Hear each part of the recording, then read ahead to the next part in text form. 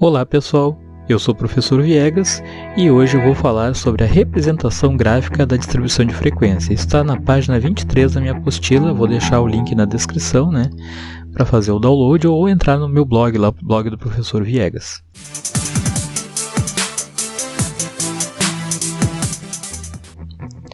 Então vamos ver aqui como é que fica.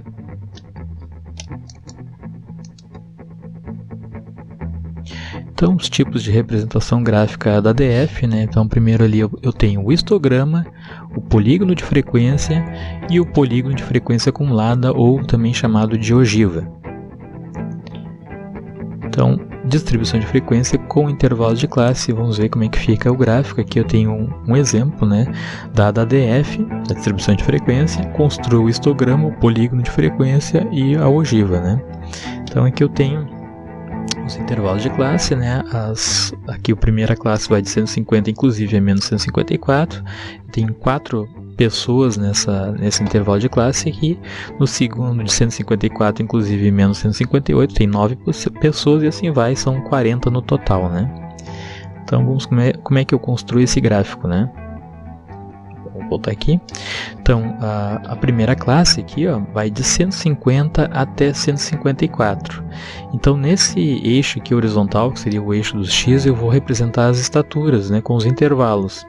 E no eixo vertical, o eixo das ordenadas, eu vou ter as frequências. Então, aqui na primeira, eu vou construir um retângulo em que as medidas aqui vão de 150 até 154 e a altura dele vai ser 4, de acordo com o que está aqui.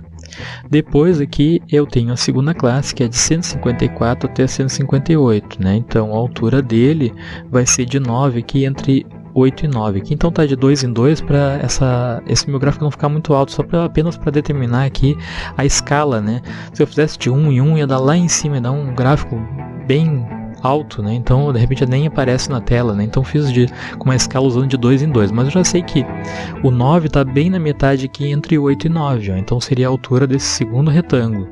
A altura do terceiro retângulo aqui vai de 158 até 162, a altura dele então é 11, está bem na metade entre 10 e 11, 162 está bem no 8 aqui, bem nessa altura.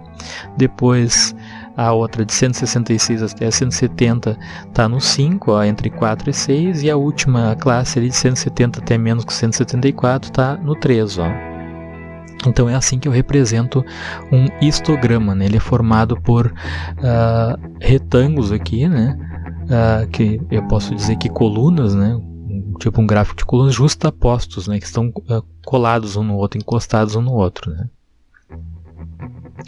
Vamos ver aqui então o segundo, que seria o polígono de frequência. Agora, então, eu vou usar aquela mesma situação, só que então, em vez de usar os intervalos de classe, eu vou usar os pontos médios. O ponto médio a gente já viu numa aula anterior, que é somar esses dois limites aqui, o limite inferior e o superior, e dividir por 2. Então, 150 mais 154 dividido por 2 dá 152. É bem na metade aqui. Vamos voltar um pouquinho o anterior ali, só para a gente ver uma coisa aqui, um detalhe.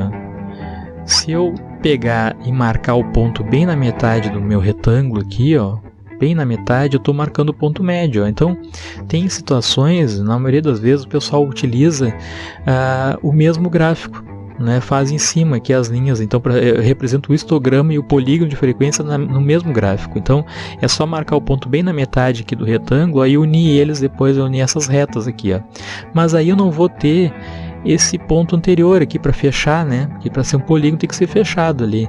Então, o que se utiliza? A gente cria uma classe fictícia para cá, e marca o ponto bem em cima do eixo aqui. Então, vou unir esse ponto aqui com esse, com esse, com esse, com esse, com esse, e vou fechar. E lá no final também vou criar uma classe fictícia mais adiante e vou fechar bem na metade em cima do eixo. Então, é bem usual, fazer o polígono de frequência em cima do histograma, Aqui eu fiz separado apenas para mostrar, Então, cada ponto médio, veja aqui, que o 148 não existe, Ele é um ponto fictício, só para representar a frequência 0, não existe. Só para mim poder fechar, porque é um polígono, é uma figura fechada, Então, marquei os pontos aqui bem na metade, aqui no ponto médio, nessas retas aqui, eu tenho então polígono de frequência. Depois então aqui a ogiva, né? A ogiva eu vou fazer pelas frequências acumuladas. Então eu vou usar os pontos médios de novo, aqui o ponto fictício, que é o primeiro, né, o 148, o segundo aqui é o 152 e a altura é 4, ó, um pouquinho abaixo do 5 aqui, o 156 e o 13, um pouquinho abaixo aqui, um pouquinho menos que a metade aqui, ó, vai marcando, eu unindo esses pontos aqui, então eu vou ter a ogiva, né? Nota que ela tem o formato aqui do movimento de projéteis, né? Uma ogiva mesmo, né? Então seria o polígono de frequência acumulada, né? E por fim aqui, nós vamos ver aqui então como é que eu construo o gráfico da distribuição de frequência quando não tem intervalo de classe. Então aqui, vejam que eu não tenho intervalo de classe, eu já tenho direto as variáveis aqui, né? E aqui então eu tenho as frequências, né? Então, nesses casos, costuma-se utilizar só uma barrinha, né? Uma barrinha com tracinho em cima, então a primeira aqui, o x é 2, né? E a frequência é 4, ó. Marquei lá a barrinha, 3, né? A frequência é 7, ó, entre o 6 e o 8, depois 4 aqui, ó, a frequência é 5, né? Bem na metade aqui entre 4 e 6, e aí vou marcando, ó. Então essa é a representação gráfica da distribuição de frequência sem intervalo de classe. E se você gostou desse vídeo, não deixe de curtir e de se inscrever no canal do Professor Viegas.